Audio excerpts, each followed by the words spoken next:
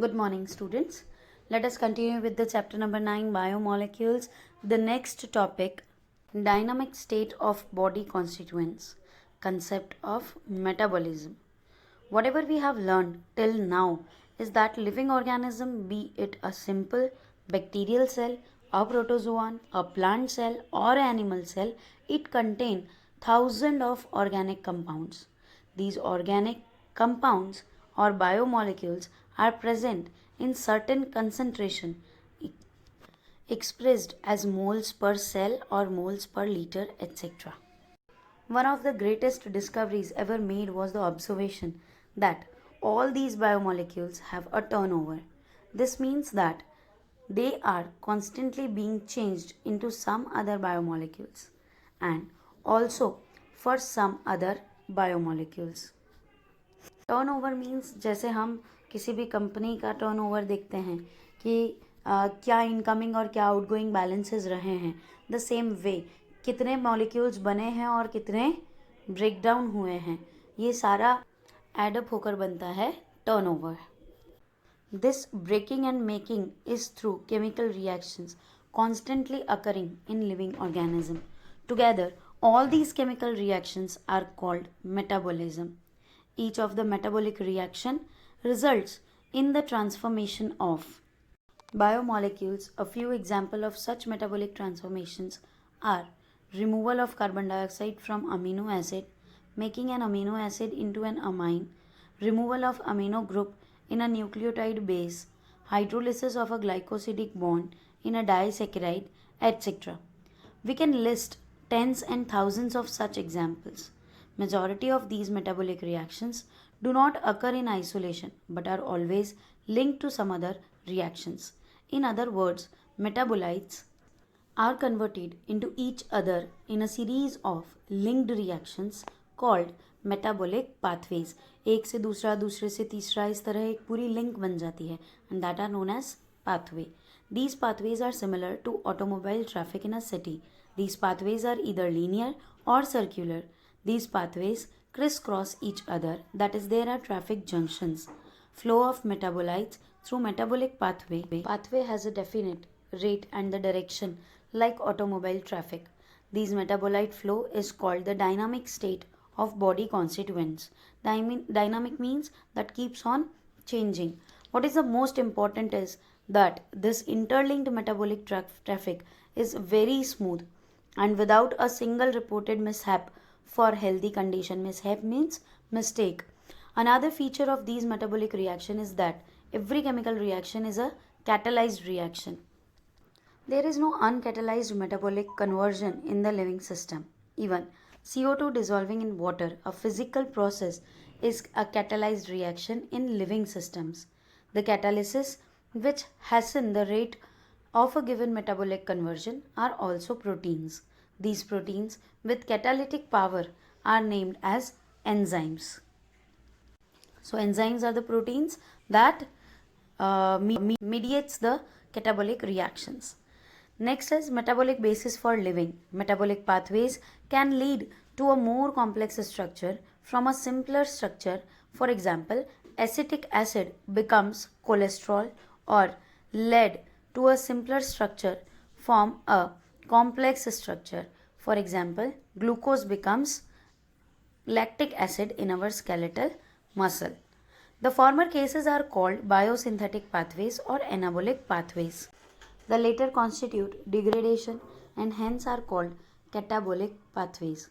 Anabolic pathways are expected consume energy more than the catabolic pathways. Assembly of a protein from amino acid requires energy input. On the other hand, catabolic pathways lead to the release of the energy. For example, when glucose is degraded to lactic acid in our skeletal muscle, CO2 as well as a more amount of energy is released. This metabolic pathway from glucose to lactic acid, which occurs in 10 metabolic steps, is called glycolysis. Living organisms have learnt to trap this energy liberated during degradation and store it in the form of chemical bonds. As and when needed, this bond energy is utilized for biosynthetic, osmotic and mechanical work that we perform. The most important form of energy, currency in the living system, is the bond energy in a chemical called adenosine triphosphate, that is ATP. ATP is the energy currency of each and every living cell. All the cells store their energy in the form of a bond of the phosphorus group into the ADP molecule and forms ATP. Whenever this ATP breaks down, it liberates a great amount of energy. How do living organisms derive their energy?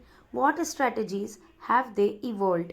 How do they store this energy and in what form? How do they convert this energy into work? These are the questions which we will study and understand under the subdiscipline called bioenergetics in the higher classes. Next topic is the living state. At this level, we must understand that tens and thousands of chemical compounds in a living organism, otherwise called metabolites or biomolecules, are present at the concentrations characteristic of each of them. For example, blood concentration of glucose in a normal healthy individual is 4.2 millimole per liter to 6.1 millimole per liter, while that of hormones would be nanograms per milliliter. The most important fact of biological system is that all the living organisms exist in a steady state, that is a stable state, characterized by concentration of each of these biomolecules. These biomolecules are in metabolic flux. Flux means in a flow. Any chemical or physical process moves spontaneously to the equilibrium. Means spontaneously means खुद ब खुद वो equilibrium की तरफ आने की कोशिश करते हैं. The steady state is not equilibrium state. One should remember from physics that systems at equilibrium cannot perform work. As living organisms work continuously, they cannot afford to reach equilibrium. Hence, the living state is a non-equilibrium steady state to be able to perform work. Steady है, stable है, लेकिन equilibrium नहीं है, क्योंकि अगर equilibrium achieve कर लिया तो वर्क डन नहीं बचेगा. Living process is a constant effort to prevent falling into equilibrium. This is achieved by energy input. Metabolism provides a mechanism for the production of energy. Hence, the living state and metabolism are synonymous. मतलब living है तो metabolism होना ही है. Without metabolism, there can't be any living state. इसीलिए इन दोनों को synonym कहा गया है.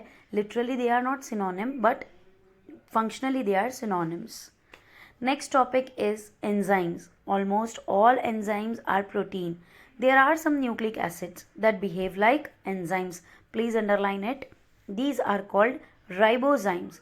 Nucleic acid that behave like an enzyme are ribozymes. One can depict an enzyme by a line diagram.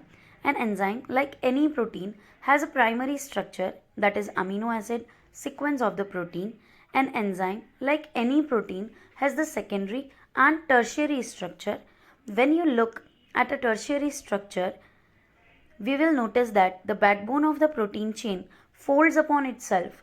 The chain crisscrosses itself and hence many crevices or pockets are made. One such pocket is a active site. बहुत सारे pockets में से कोई एक pocket जो है वो active site की तरह behave करेगी. An active site of an enzyme is a crevice or pocket into which the substrate fits. Thus, enzymes through their active state catalyze reactions at a high rate. Enzyme catalyses differ from inorganic catalysts in many ways, but one major difference, we have to mark this difference also, that inorganic catalyst in many ways, but one major difference is that work efficiency at high temperature and high pressure is of inorganic catalyst, while these organic catalysts do not work efficiently at high temperatures and high pressure because they get damaged at the high temperature above 40 degree. However, enzymes isolated from organisms who normally live under extremely high temperatures. For example, we have enzyme from the bacillus thermoacidophilus. Okay, so they can work at high temperatures because they normally survive at very high temperature. So the organisms that live Example, hot vents, sulfur springs are stable and retain their catalytic power even at high temperature up to 80 to 90 degree Celsius. Thermal stability is thus an important quality of such enzymes, isolated from the thermophilic organisms. This was all about introduction of enzymes. Further we will study about enzymes in more detail.